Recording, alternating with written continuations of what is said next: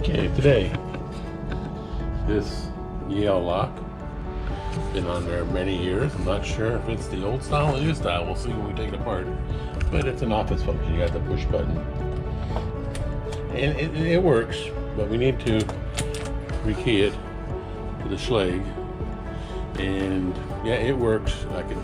If I had the conversion kit, they make a conversion kit so I can put a Schlage cylinder in there. I do not have one. We used to have them. We don't stock these locks anymore. I'm going to replace the Classoom function because even though this one doesn't get used all that much because it's an office, these buttons either bump into there and then they're locked out because their keys are inside the office. There's an office. And now they're locked out. That's the wrong bump. It should be a one with the hole in the middle so it doesn't hit the doorstop or bump. No, they lock themselves out. Also, the buttons fall out. Or someone walks in behind them and locks them out. So we're going to get rid of that, put a Classoom function on it. That way they have positive control over if the door is locked or unlocked. And that's one of the reasons I changed the office to a Classoom function with no button or anything. So they can leave it locked if they want and just turn it counterclockwise and walk in. Like most office functions are always pushed and turned anyway, so they never really unlock. No, it's basically a Classoom function with the button on the inside. The Classoom function marks, you can just turn it. We do have the Marks 195AB, which is a office function lock. And I put them in, but not as often as they would like probably, but the less stuff you have going on in the locker, better it is. Okay, let me rip this one apart. I might have to drill the 2 bolt holes. We'll see in a minute. So let me do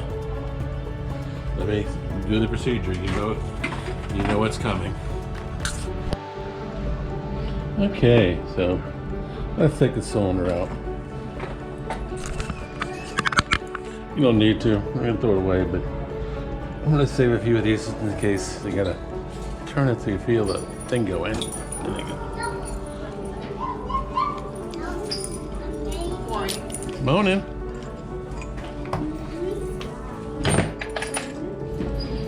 Why you being nosy? Say good morning, nosy.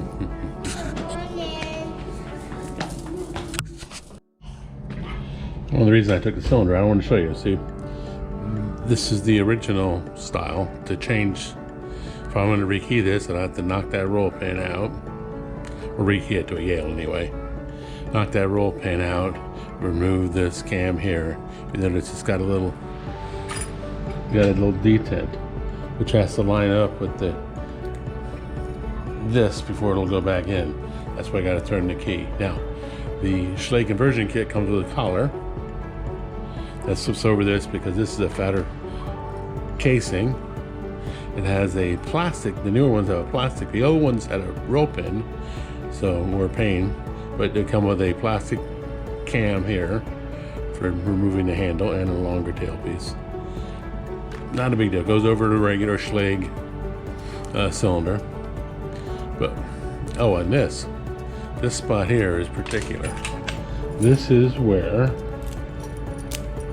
when it was factory keyed, they would put a master pin in there that once you put the school key in, or the classroom key in it, it would dump that master key out, that master wafer out. But it only can be like a 30 or something. That egg is quite small.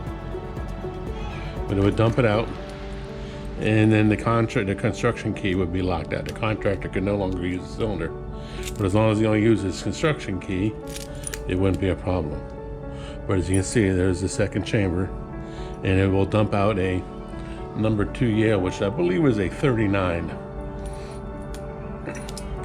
And this school has 2 different Yale keyways because Yale can expand much larger without changing real keyways. The expansion is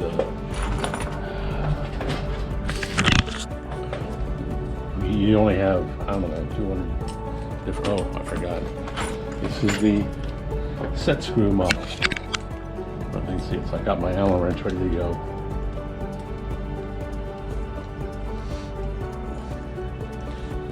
thread set screw. It's got a set screw. Let's see. What do we have here?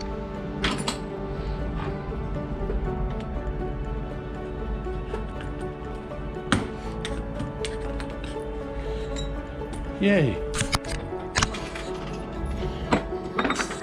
So yeah, the ones that through bolts already. So someone's already been here. Excellent. Makes my job mucho simple now.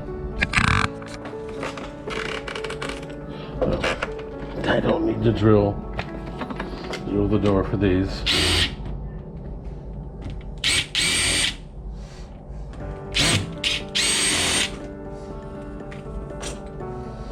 And I don't have to worry about that big nut on the inside. They're pretty good locks. I mean, Medico used them. What I still does every once in a while. They're tough locks. So, it's just that they wear.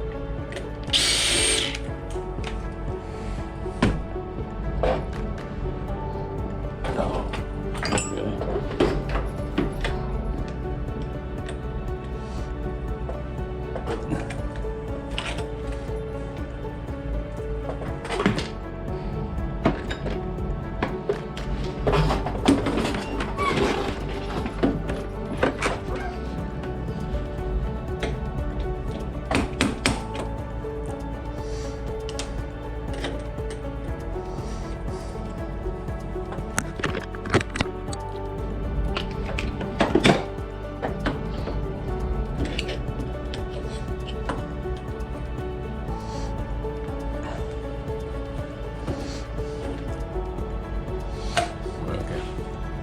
Now, bad part about that is this arch here for the dead latch. If it traps the latch, or sometimes they just break on their own, if this snaps off, now your dead latch is jammed in there and it's broken, and it makes it very difficult to use the lock. So that is the downfall. That's probably been. They made a solid one. Without that gap in there, it'd be much better. Without that gap. I don't know if you can see it, but it's right there. That's the downfall of these. Okay, let's see.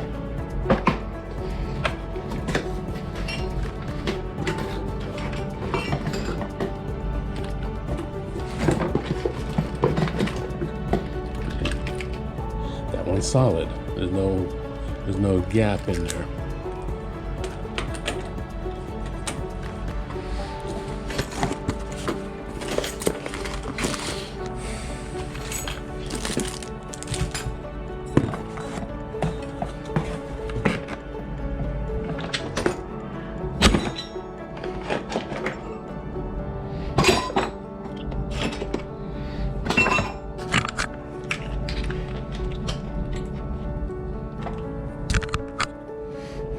Remember, just hook tool that comes out newer style. Looks excellent. I already put the cylinder in it, so I won't need to bore you with that anymore. So let's put some screws in there.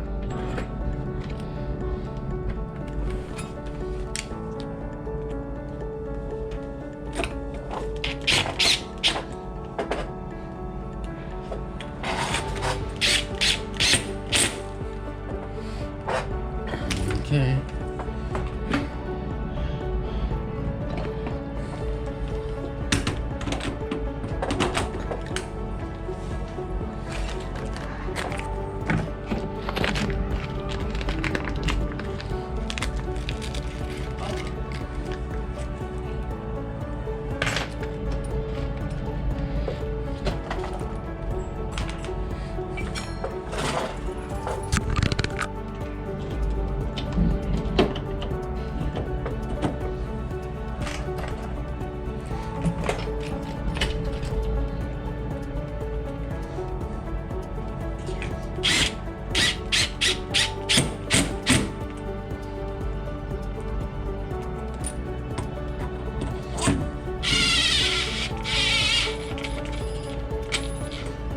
is missing.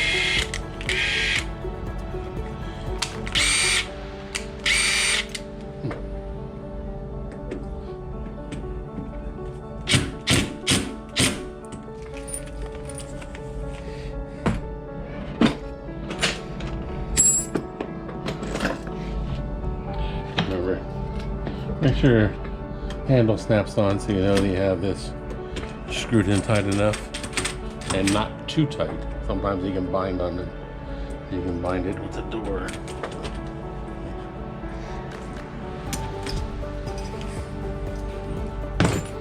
Nothing worse than putting one of these on that's tight and then have to take it back off a minute later because this was binding.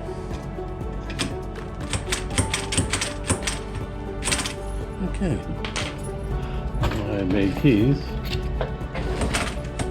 It's in the lock position, so if you turn it counterclockwise, it's still locked. Turn it 360 clockwise, it's unlocked. We're in the lock position. Let's see how she closes. Yeah. Wide, narrow, and then narrower. Yeah. But it's got a gap right there, a little gap at the top, but right in the middle. Could be the door frame needs to be snugged over one way or the other. Oh well. That's for someone else.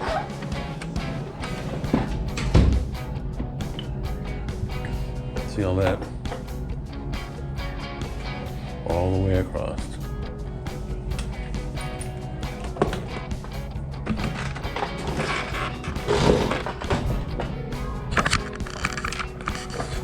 And it's rubbing more on the center, so that does work. This is not closing very well.